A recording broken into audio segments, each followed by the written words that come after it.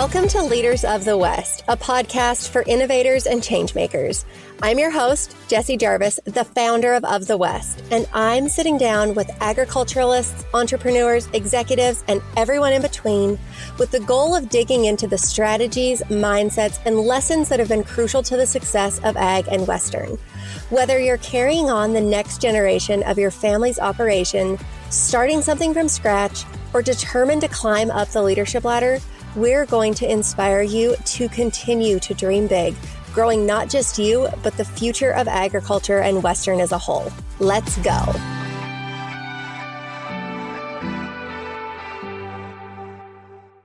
In the last few weeks, I've gotten some questions from employers asking how Of the West works, the cost, etc.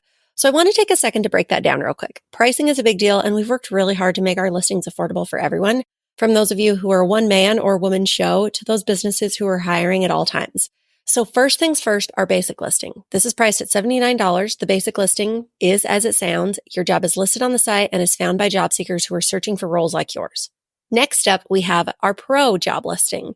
This option is priced at $99. It's a 45-day listing, as all listings are. You can shorten them as needed with your specific closing date, but if you don't have a closing date, it'll sit on the platform for 45 days. This option also means that your job will be shared across all of our social accounts and in our weekly email newsletters that go out to more than 10,000 subscribers. That's followed by our premium listing, which includes everything in that pro listing, but these jobs are also pinned to the top of all jobs, so they get more time to shine. You can get those for $129. We also have special discounted pricing for internships. Those are priced at $59. It's the cheapest offering that we have, and we created that because we know internships are valuable positions to offer, but it's hard to spend money on them like it is a true employment position. Like all other jobs, again, those live on the site for 45 days at a time. And finally, for those who are hiring for multiple roles, we also have frequency discounts on 5 jobs, 15 jobs, and our unlimited monthly subscription. As I mentioned before, we work really hard to make things affordable for employers and also bring forward great applicants. If you're in the process of hiring or you will be soon and are planning to use Of the West, you can go to our website, ofthewest.co, and list those jobs. Welcome to this week's episode of Leaders of the West. Today we're sitting down with Nevada Watt Miller. And I don't want to give too much away about Nevada. Chances are you've heard of her because she is an incredibly talented silversmith, and she's also the founder of Be a Maker School. And we're going to talk a lot about her journey as a maker, which is very relatable whether you are somebody who would consider yourself to be a maker, right? So you're working with silver, leather, braiding rawhide, making cinches, or if you're somebody who is a solo entrepreneur, right? You're that photographer or graphic designer, or maybe you just created a startup and you're a one woman or a one man band right now. There is so much value that you are going to be able to get from this episode because of Nevada's experiences and who she is as a person. She has just a heart of gold. She is so genuine. She is very intentional, which is something that I absolutely love about her. And I am just honored to be able to bring her to you guys. So without further ado, here's our friend Nevada Miller. Nevada, I am so thrilled to have you on today. So to kick things off, let's tell us a little bit about yourself, where and how you grew up, and what it is that you're doing these days. Oh man, Jessie, thank you so much for having me on the show. I'm so excited to be here. And we're just going to fight through all of the wonderful issues that come with rural internet.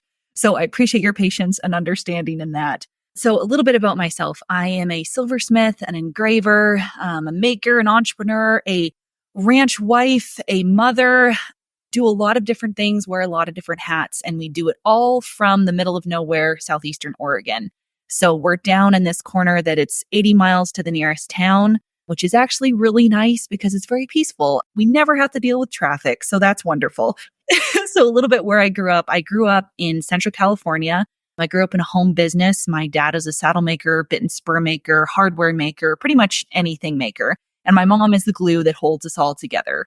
So we were homeschooled, which meant that we got to go to all of the trade shows with my family and do all of those things growing up. And I started doing silver work when I was a junior in high school, did a little bit throughout college, but I majored in science and business, so nothing to do with this world. And then began doing it full time after I moved to the middle of nowhere. And then married my wonderful husband. And now I get to make silver work full time and also teach silver work, engraving, and do other business things, all from my little house out here. On the desert prairie. Yes, on the desert prairie. Yes, I'm glad that you mentioned your dad because he is, let's face it, world renowned at what he does. So because you have grown up in this maker way of life and you had a chance to go to trade shows and really like be immersed in that, did you know that's what you wanted to do, or did you have other intentions when you went to college? So no, it's not. And I will credit my parents. I think my parents did a phenomenal job at never forcing any of the trades on us. We've been entrepreneurs since day one. I think the first thing I ever sold was like little horse cookies when I was 4 years old. But we've been entrepreneurs since day one and really just been given jobs all around. But it was never something that was forced. We were kind of encouraged. Whatever we were into, my parents were great. And I have a brother named Pine. He is a graphic designer based in Hawaii. But whatever we were into, I know that's the face, Jesse. When are we going to visit Pine? A graphic designer in Hawaii? Sign me up. I know, in Honolulu, Kauai, which is like absolutely gorgeous. So that's where they're at. I know. And I live in the desert. Though that does not surprise me because you are just a star at what you do and your personality, and you are so vibrant. And I know that you came from amazing parents and had an amazing home life and family. And that does not shock me that you guys have both gone out to do exactly what you want to do and just like live life to the fullest. Well, thank you. And we were so blessed. We had a wonderful family. And me and Pine, my brother's name is Pine, we're so close. I think because we were homeschooled, we really had to be friends because there is no one else around. But anyways, so no, I didn't know that I wanted to do silver work or engraving as a full-time career. My parents were just, really great in encouraging us, whatever we wanted to do. And actually, when I went to college, I wanted to be an obstetrician gynecologist instead of, so I wanted to do the pre-med route. So then I got to college and I changed my major to pre-physical therapy, so exercise science. And then I had a minor in business. And I met my now husband, but then boyfriend, and realized that I really didn't want to live, in a city and go to grad school and spend multiple hundreds of thousands of dollars on things that I maybe wasn't super interested in. So no, it was never forced. And when I began engraving as a junior in high school, we had like the unfun jobs, right? My dad was teaching me the basics. And let's face it, like it's not that fun to practice with one graver over and over and over again. So he was really hammering that work ethic before we got to do the fun stuff, which is so valuable. So went to school for science and business, nothing to do with art, but I definitely utilized the business aspect and then knew I wanted to pursue this full time because it's something I can do in the middle of nowhere. So then how did things start? You went to college, you graduated, you and Levi. Did you guys move then to Oregon right after that? Or kind of how did that all go? So yes, I had a little shop in college, which we went to school in Bozeman. It was an unheated garage, so it was really cold in my little shop. And so I made some, stuff through college and just, made a few little things for trade shows and some custom orders and all that kind of stuff. So then I made the decision with Levi when we moved out here that we weren't married at that point, and they had a little house in the town of French Glen, which is 20 miles from here and has like 5 permanent residents. So it's not much of a town, but I lived there for 2 years before we got married on my own because I figured for us, it was a good idea to maybe try doing business in the middle of nowhere, this relationship move and becoming part of a family ranch. If we did all of that together and got married, we thought that might be too many life changes at once. So I lived down there for 2 years before we got married and did my silver work. And that's when I would say, pursue it full time. And it's funny because during that time, I thought that I was doing it. I didn't have any other obligations. I wasn't a mom. I didn't really have to, cook for the brandings or do anything like that. And so there wasn't a lot else going on. And I wouldn't say I was nearly as productive as I am now because I had all the time in the world. So all the time in the world got spent on doing less things. But that's kind of how it started. And then from there, I just kept on making silver work and jewelry. Jewelry is what I make mostly. When I first started, I did more saddle silver, kind of that realm of work. And then it's just morphed into sharing that work and that knowledge with other people throughout this career as well. Okay, I'm going to take a step back real quick. You mentioned college. You lived with some pretty amazing women when you went to college. Can you share a little bit of that? Because I'm envious. So we were dubbed the Hen House, and I don't really know if we came up with that name. Maybe Rayada's dad did. But so my roommates were Rayada Brannaman, Hannah Ballantyne, and Celie Heiberger. And we had other people live with us after I left, but it was kind of like the first 4 of us when we were there. But also after I left, there was Jamie Haig that lived with us and Nicole Poyo. Like we had the house was full of just really talented people. So the original 4, we lived there, and it was funny. We'd go to the hot springs on a weekend, and we'd talk to some guys and be like, oh, what do you do? And one does silverwork, one does horsemanship, one does leather, one does photography and graphic design. So we really kind of covered the gamut. We could have been an all-inclusive little small business hub. But yeah, you guys could have been a straight up little agency I know. house. I will say, though, all of those women that you mentioned are the most talented, some of the handiest women that I know. And it doesn't actually shock me, again, that you guys all have gravitated towards one another, because you really are the best of the best. And I can see how that absolutely rubbed off on you guys and continued to fuel your fire. But like I said, I'm envious that I didn't get to be a member of the hen house, even though I wasn't anywhere near Montana when it came to college. But that would have been the best group of women to live with. We had a lot of fun. And I have to say a huge thank you to Buck and Mary, because they bought the house that we lived in, and we all, we paid rent, but it was so generous of them to let us live there. And we had so much fun. It was, me and Levi talk about it. We're we could really go back to college. That was a really good time. If you go back, I want to go back with you. Okay. Yes. Let's go to scaling a handmade business, because that is something that can be really hard, because you're the person making the product. So you only have so many hours in a day, and you can't exceed those unless you bring somebody in. And that's a challenge, because usually when it comes to you making a handmade product, it's your skill it's your craftsmanship that is wanted. So yes, you can teach that, but that is a whole other realm, if you will. But you have really uniquely scaled your business with the creation of Be a Maker School. So at what point did you realize that you wanted to diversify yourself and your business? That's a really good question. I feel like I need to answer it in a few different ways. I now really kind of have my brain segmented into Nevada Watt brand and then Be a Maker School. So I really kind of have it separated, which helps me think about goals and plans for those 2 different areas of the same business under my one brain, which is terrifying at times. So as far as Nevada Watt brand, when that is a maker business, we are making a physical product, selling that to customers. When it first started, I was definitely more focused on being very eclectic, making very, off the cuff items, one of a kind, and selling those. And I think that was helpful in getting recognition when you first start out. And I was very fortunate and blessed to have a family that was known in this industry. So I don't take that for granted. That really helped me out beginning. However, my stuff definitely, when you learn from someone, it looks like theirs for a while. And then your goal is to start looking like your own. So I think those off the cuff items were just fun to help people know my style apart from what I learned. So that was great starting. But then when you want to make money at something, you have to figure out pieces that you can efficiently make over and over again and generate some profit. So we all love creating those really fun items. However, I don't think that's where the profits are. And if you're pursuing this as a business to pay the rent, to pay the utilities, to pay these kind of stuff, you have to make items that will actually make that happen for you. So I would say for Nevada Watt brand, that has morphed into scaling items that I love, that I am passionate about for that, time and phase that I'm in life, and then figuring out how to make them efficiently over and over again, which I can then teach to other people as we go on if I have someone working with me. Then as far as Be a Maker School, it has been kind of a slow organic growth, and it was a total God thing. When it first started, GRS Tools is the engraving company from Emporia, Kansas, who I get to work with and for. They make tools for engraving, and I've used their stuff since the get-go.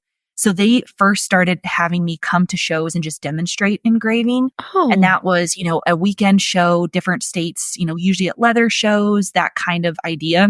So that's what it first started as. And I was so nervous the first time I did it, because I'm not worthy. I shouldn't be here.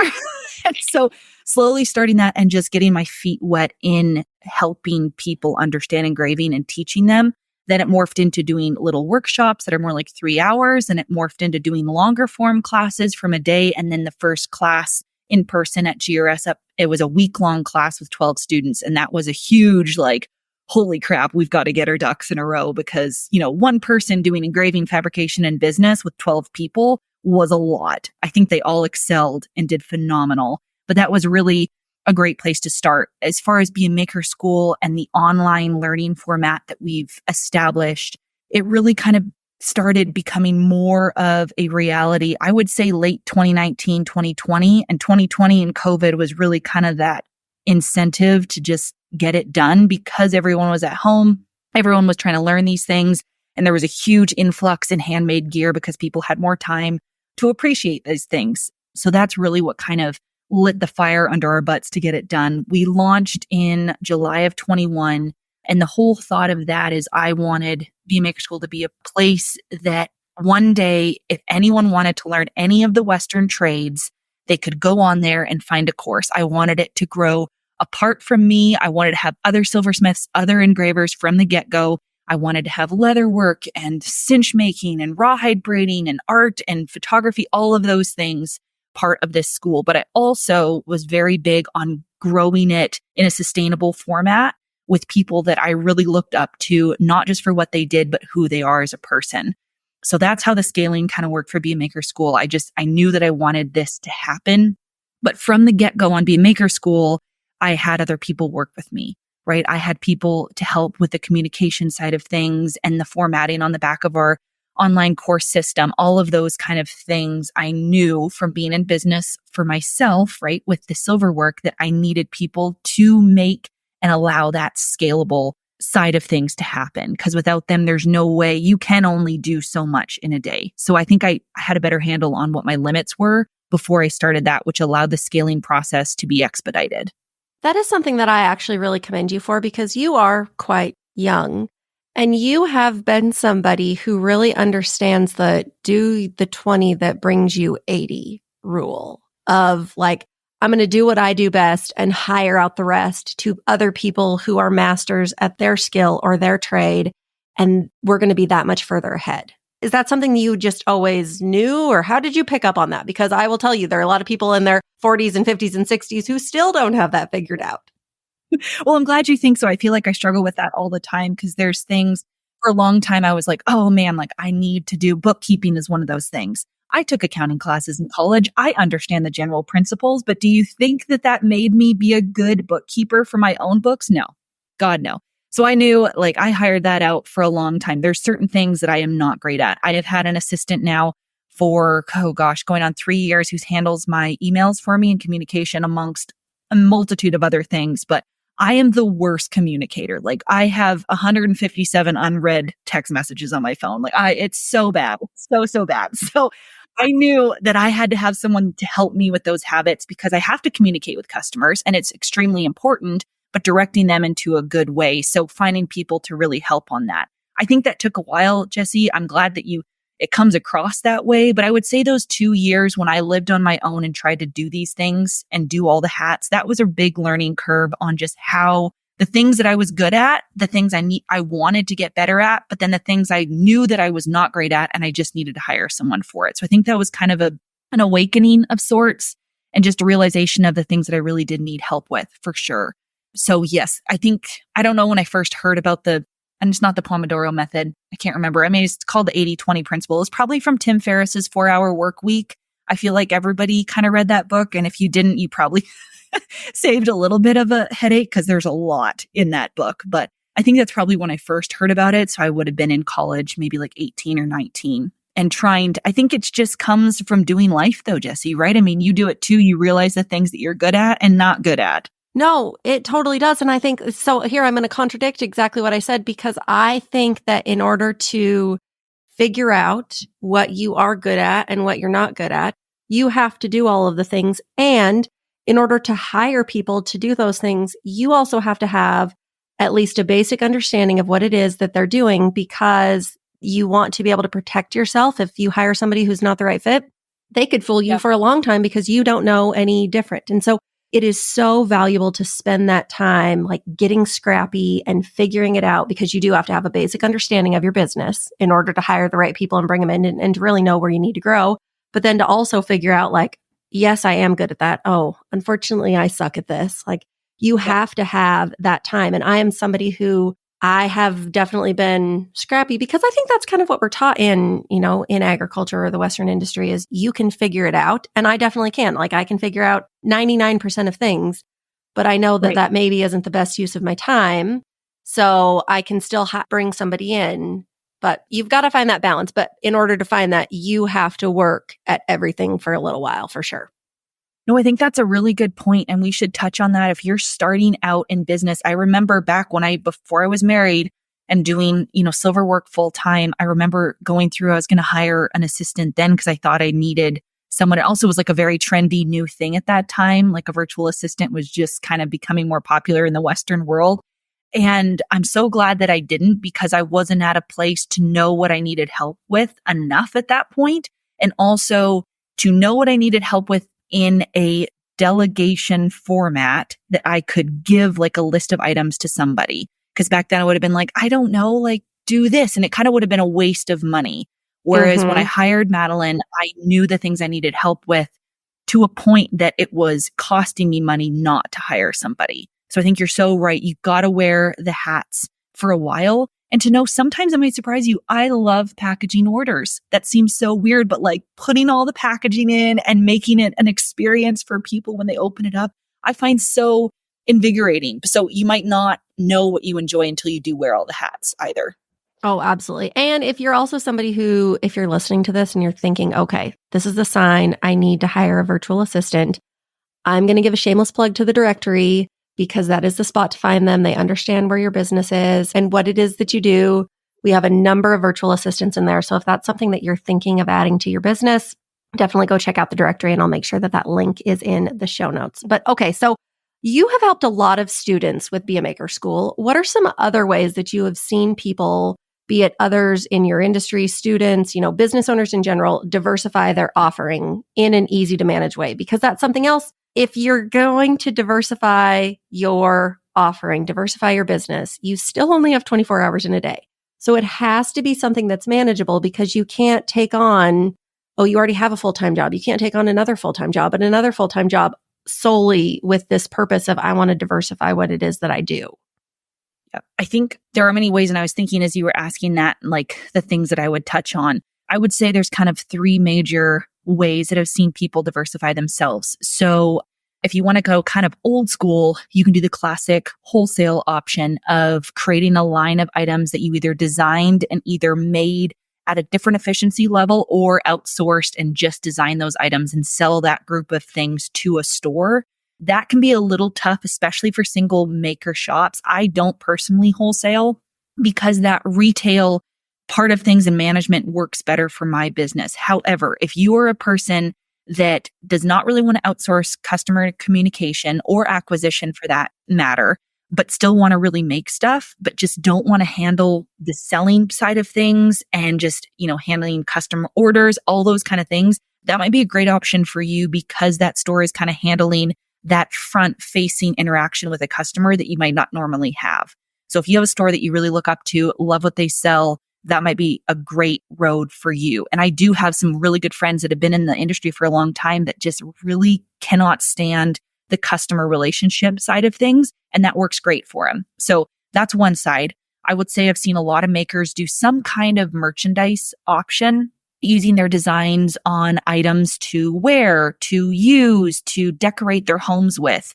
Allie Falcon, I feel like, has done a phenomenal job in that realm for sure, using her designs in a way other than just something that her hands have to either carve or stamp or engrave into an item, utilizing that in a digital format to then, make more of one thing, but that still has your style on it. So merchandise, I think, can be a little bit tricky. Personally, I'm a little bit picky on like what I wear and what I choose to have in my wardrobe. So I wouldn't say that I'm a huge fan of just t-shirts with a logo on them. I don't wear them a whole lot. But if that's something you love and you think your customer base would really appreciate, I think that's a great way. There are drop shipping places you could get to handle that so you don't have a lot of inventory. There's many different ways to add merchandise to your kind of brand and your business that would allow you some hands-off income, right? That your hands aren't the only thing making that item. And then the last one I would say is education. Like we're doing with Be a Maker School, that we have these online courses. I've seen people do online patterns. I've seen people do ebooks. I've seen people do courses on their own, all of those kind of things. Even doing like paid live webinars that people come and watch you do whatever, whether you're working on a bezel setting or carving a yoke for a pair of chaps, whatever you're working on. I think that's another way you can diversify and it gives you more ways to generate income apart from, again, your hands doing the actual item. That's hard when you say we only have 24 hours in a day. And what's he saying? Like, oh, Beyonce only has 24 hours too. I'm like, yeah, but she has about 17 million assistants, I'm pretty sure. And she pays those people because they do a great job. So yes, we only have certain hours. I will say that saying has always drove me crazy because it is just that, yeah, you're right. She does only have 24 hours in a day and she's great at what she does. But Yep. can you imagine the amount of people on her payroll that then extend her 24 hours? Like she's probably got a whole year in a single day based Yep. on the 365 hours of people that are working for her. So, right. So maybe we need to say with that saying that it kind of drives both of us nuts. If you want to be that scalable, become more like Beyonce and hire people to help you do more of a job than you could on your own. Maybe that's how we should look at it, Jesse. So kind of the same way. And I think too, like monetize the things that you're already doing. Like I think of Kaylee Klein, who is the most fabulous artist when it Yep. comes to leather stuff. She's also one of the instructors on Be a Maker School. So she is somebody who she draws every single day and she draws the most amazing pieces as her way of like flexing her creative muscle to get her in the groove. So here she has this skill that she's doing every day, mainly as something for herself, is like, here, I want to get creative. I'm going to spend 20 minutes drawing something. Well, now she has it to where she is printing those and making multiple copies of them and then selling them. So here she's been doing this thing for herself as just like a daily habit, right? No different than practicing your mindfulness or your journaling or your meditation. And now she's making money off of it because she's figured out a way to monetize it. And they're absolutely beautiful. I need to get some of those hanging on my wall. I have an art issue. Oh my gosh, I love art. But it's just like that, like monetize what it is that you're already doing, because chances are if you don't have any more hours to add in the day, then it's really hard to add in something else. So figure out what it is that you're already doing. How can I add monetization to this? Yeah. And I think that's great, especially for makers. We're already sketching ideas. Mhm. We're already doing, drawings. If you just do a quick digital version of that, do a sticker, do a t-shirt, do a patch on a hat, all of those kind of things are very doable. And I think that I've seen a lot of people do it and do it really well. So just knowing, but doing merch that you get excited about, maybe I Yes. should say, might be a good way of putting it, because there's all different levels. Like Kaylee did a really cool, like lino cut hat as well, and art that she was, experimenting for her fun creative side, but then also figured out a way to monetize that too. So yes, I think you're very right on that. Monetize the things that you know you're good at. And even if it's a little drawing that you might not think is super cool, a lot of people love it because they're like, I can't draw that. Yeah, for those of us who can hardly write their name correctly or draw a stick figure, we think it's really cool and we want it hanging on our wall because there's nothing of mine that will ever be hanging on this wall. Yes, but I think that's a great point. Yeah.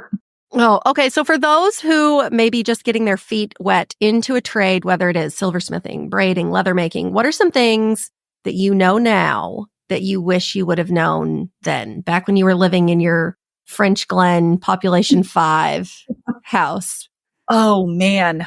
Oh, how many things.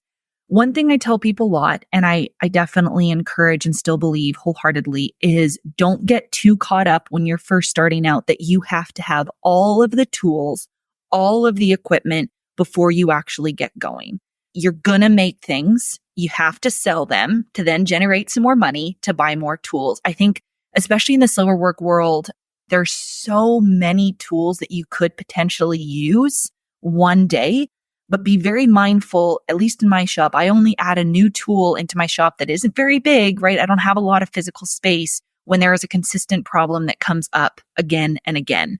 So just don't let that paralysis of possibilities come in between you and progress, because you can look online and find 17 different blogs on the most essential tools you need. You're not going to know what's essential for you and your style and the things you want to create until you've made some items. So get the base things that pretty much, every silversmith will use, and then figure out what really tools help your niche of items that you're creating as you go forward. I think that would help a lot of people out because equipment is expensive, right? Good tools to do a good job can be really expensive. So start small. It is an investment. You're going to have to invest some money. You're not just going to magically create a jeweler's saw out of like the thin air. You're going to have to buy some things, but just be mindful that you don't need every tool to get a job done. The amount of times, like for instance, I did not have a thing called a mushroom stake that helps form like big silver items. So for a candle plate, I needed to give it a little bit of curve, right? It just so happened to be a peacock feather, which was kind of fun. I used a half of an old treated fence post that I found out behind the shop. Like you can get scrappy and figure out things that will work in a pinch. Like you don't have to go out and buy a $300, formed piece of steel for that one job. If you make a crap ton of those candle plates, by all means, save up the money and go get that tool to help you out.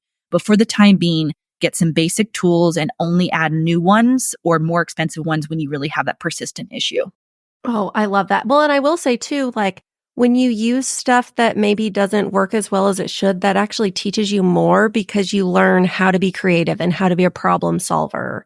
And I think that that is something that's very valuable too, because when everything is new and pristine and works just perfect, then there's not much problem solving and creativity that goes into that side of things. But if you have to be somebody who, okay, I've got to make this work. How am I going to do it? Those life lessons are going to follow you everywhere.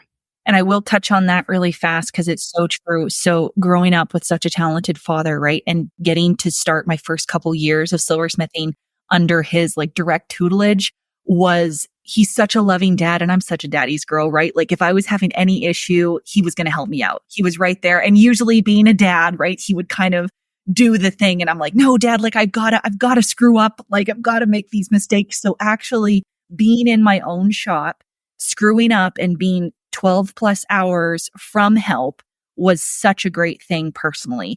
That time spent with him, now as well, he helps me all the time and finds all kinds of cool tools, but making your own mistakes and having to pay for them will teach so much. So even I have a helper in the shop, she's a younger girl and she's, made some items and I've kind of like left her alone on some items because I knew she needed to make some mistakes. And then also, you learn so much faster if you make those mistakes yourself and have to pay for them. So yes, those kind of things are life lessons that are invaluable. They may not be fun at the time, but they're invaluable in hindsight. Yeah. Oh, absolutely. Hindsight, man, 2020.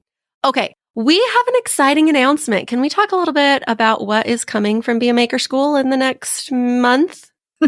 Oh my gosh, I'm so excited. Okay. So this has been in my little brain rolling around for years because it is a ultra common issue that people face in the Western industry. So from Be a Maker School, we are launching a business course October 1st, and it is for a maker who has to wear all of the hats. So we have different industry professionals that will cover aspects from pricing to marketing to time tracking to invoicing, money management, photography for your work, all of these things that go into creating a sustainable business in the Western trades and how to do them effectively and again, sustainably that will allow you to be profitable so you can carry on doing business. The amount of times that I have been asked how to price my work, how to market my work, all these different things that come into the business side of things, I feel like we have done such a poor job in the Western world of teaching that if you want to be a creative, you've also got to make money at it. That's just the truth. Like if you can't afford to keep making those items, then your creative side is going to kind of die as well because you can't keep doing it. So we're so excited. Jessie is part of this course. We're so excited. Oh, I'm excited. So we have multiple people. And that was another big thing that I only do business a certain way in my own shop and in my own businesses. However, I knew that I wanted different views and different ways of completing a job. So we have multiple people on this course. Again, it is launching October 1st. So very, very soon. If you have any questions about it, if it would be a right fit for you, pretty much if you're a maker and you either are completely by yourself or if you're a husband and wife team that want to do this as a full-time business, one of you is going to, do more of the business hat and one of you is going to do more of the maker hat. Buy it together, take it together, and it will just alleviate a lot of problems that I think we wish we all would have known how to fix when we first started and the things that we've learned through doing business for many years and just ways to make this actually a profitable entity. Yeah, I'm so excited. It is going to be awesome. And yes, as Nevada said, the other people who are involved in the course are some of the best in their industries, and I am honored to be part of that.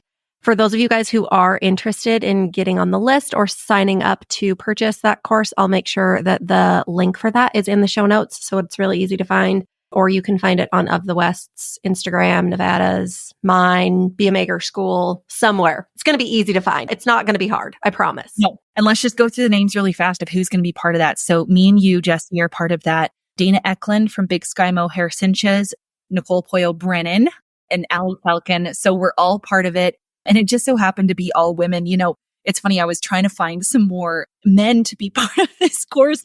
But when you start looking at a lot of makers, it's generally, this might come off as a sexist comment, but it's generally the wife that does most of the business side of things. So in the end, we found the best people for the job, and they just so happen to be women. And we're so excited to be doing this course together. We are women, here's roar. Yes. Roar. I think that's true on ranches and farms too, though. Like, men are out typically, and I'm not saying that women aren't out there, so please don't anybody twist my words there. But usually it is the woman who then takes time out of her day to come in and do the office work. That's typically how that works. Okay, before we get to the rapid fire round, Nevada, you're not prepared for this. Don't get nervous. I have a story to tell in a very important lesson that you didn't even know that you taught me this, but you taught me this. So we haven't talked about the fact that you used to or still do run ultra marathons. Is that correct? Yes. Okay, so can you give everybody a little backstory in case somebody isn't familiar? What exactly is an ultra? It is a mental health issue. No, I'm just kidding. So it is any run over the length of a marathon is like the technical term for it. And they've become even longer as time has went on. So yes, I started running. Pretty much I have no hand-eye coordination, Jesse. So I have played all of the sports and I am a fantastic loser. I was awful at all of them. And I'm not a fast runner either, but I figured out that I really like to run for a long time. And I call it's my therapy. It's really cheaper than therapy. And I thoroughly enjoy it. So I haven't done a long run since having my little girl, but I definitely plan on getting back to it because they say that you don't even peak in your endurance athlete performance until like 35. So we got time. You've got a long time. When you run races, how far are you running? So I've run I've run half marathons. I've run marathons. I've run a 32 miler, a 50 miler, a 66 miler, and then a 100 miler. So the 100 miler was like my goal. I did that in 2021. And that was such an amazing experience. And it honestly went 80% better than the 50 miler because I hired a coach that knew what she was doing, trained way better, knew like what I had to eat, all of those things. And I had a whole team of people, all my family supporting me to make that happen. So yes, those are the lengths that I've run, but it's so much fun. Okay. So here, I wish you guys could see my face right now because as much as Nevada loves to run, I do not enjoy running. If I'm running, everybody else should be too. Because something is chasing us. Like I run from a mad mama cow and that is about it. Running I am quick. Like I can get places fast, but I am not an endurance runner at all. So Nevada, I have followed her on social media for forever. That's kind of how we became friends. And she'll share that she's running these long distances. And I just think, holy cow, this woman is crazy. So then I message her and we're like, she follows me, I follow her. It's not like I'm a stranger who's belittling her by any means, but I'll message her and I'm like, what are you doing? This is crazy. This is absolutely crazy. So I've messaged her this numerous times now. And then one day I realized, Jesse, Nevada does not care that you think this is crazy. That is not being supportive. This is Nevada's thing. If you are messaging her and you're saying, what the hell are you doing? That does not sound fun. Guess what? It doesn't matter if it's fun for you, Jesse. It's fun for her. But how often have we caught ourselves doing that when somebody else is doing something that we don't necessarily enjoy? We'll say like, oh, what are you doing? Oh, that's crazy. Oh, I could never do that. Newsflash, that person doesn't care. They just want you to be supportive of what it is that they're doing. And instead of saying, why are you doing that?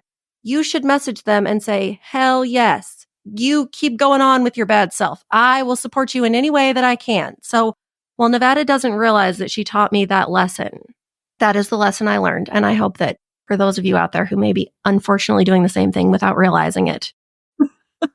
I had no idea, Jesse. And to be honest, I never took it as like, oh man, like Jesse doesn't love what I'm doing. Are you kidding me? The amount of people that are like, Nevada, you're a psycho. That happens all the time. And it's totally okay. We all have our weird little things that we enjoy.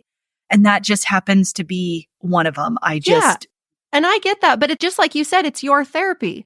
So why am I or anybody else out there dogging on your way of therapy and feeling good about yourself and your me time? Like, that's not, and I don't want to say that that's not okay, but check yourself before you send a message like that. That's my PSA for the day. Good lesson. Okay, now we're going to go to the rapid fire round. What is the best piece of business or personal advice that you've ever been given? Oh, so I was thinking about this and I feel like I always give the same answer. And I think I'm going to go with it again because I think of it all the time. So my dad has this saying that he always says, he's like, don't let fear and common sense hold you back. And I think that I'm kind of a bulldozer in life. Even if I don't know what the hell I'm doing, I'm going to just forge ahead anyways. We're going to figure it out as we go. And God bless my husband. He is a type 1 on the Enneagram, if you know it. So he like really thinks about stuff and he's a perfectionist. And I'm so not. Like, we're just going to go for it. And I'm going to own the mistakes when they happen. But I think that don't let fear and common sense hold you back is more applicable for this kind of life that we're in, because we're not going to know how to do most things. You're going to have to do it. You're going to have to screw up, and you'll learn from these things a lot quicker if you just go for it. So I think sometimes people just get so caught in that, like, I can't even start if I'm not going to do it well. So don't let fear and common sense hold you back. I so firmly believe in that, because if I knew all of what it took to bring Of the West to life on day one, I wouldn't have done it.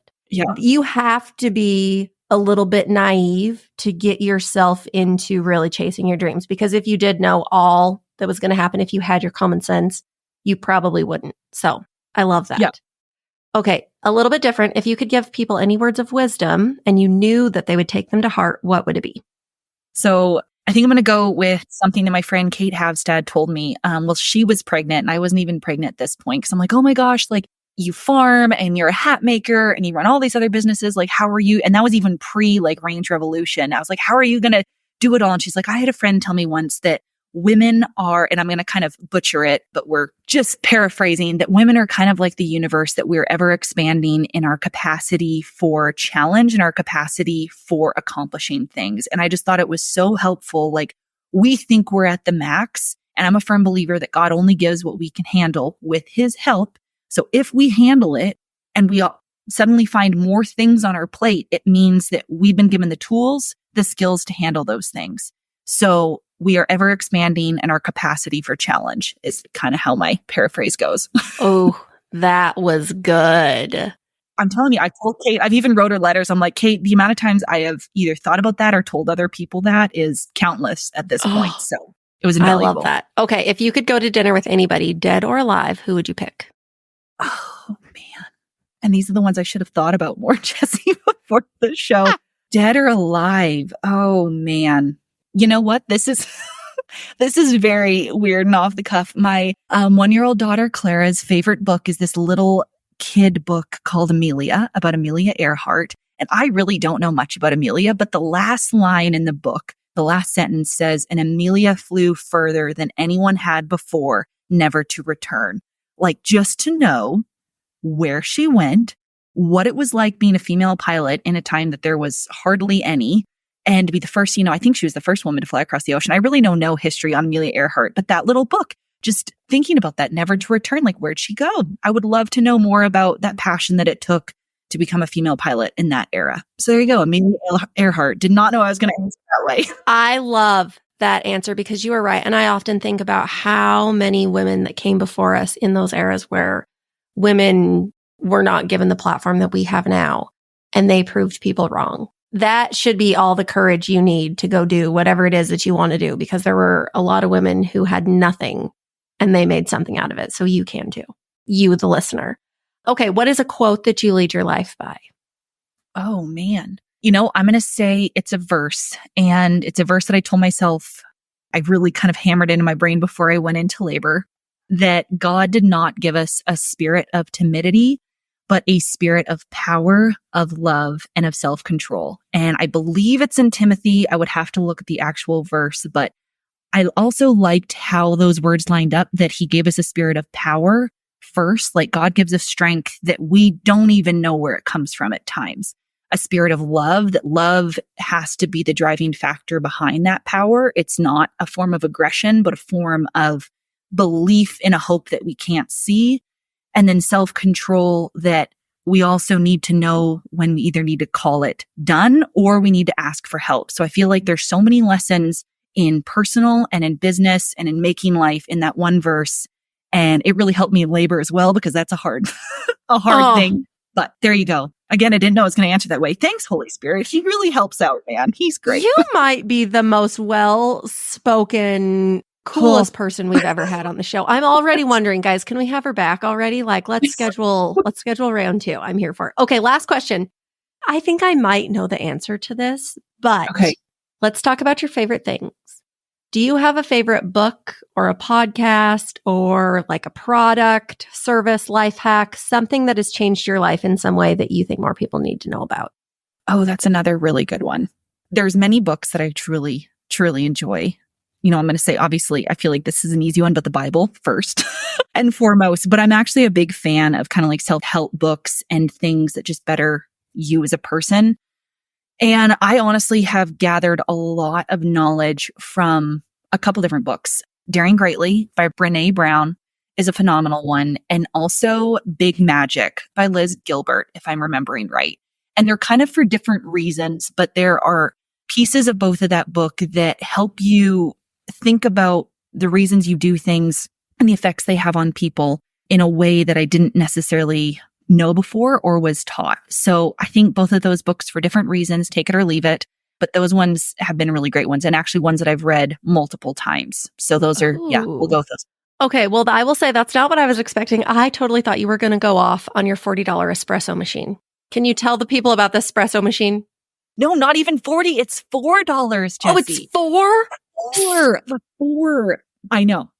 So I have to, this is kind of funny. Ever since having a baby in the afternoon, I have just really wanted black coffee and suddenly espresso. So my dear friend, Chloe Palmer, who does Watt by Cedar Craft, she does beadwork and it's gorgeous. She posted a little video one day of just making this little espresso in a cute little, espresso cup, drinking it nice and hot. I'm like, that just looks delicious. So we were chatting about it on a hike one day.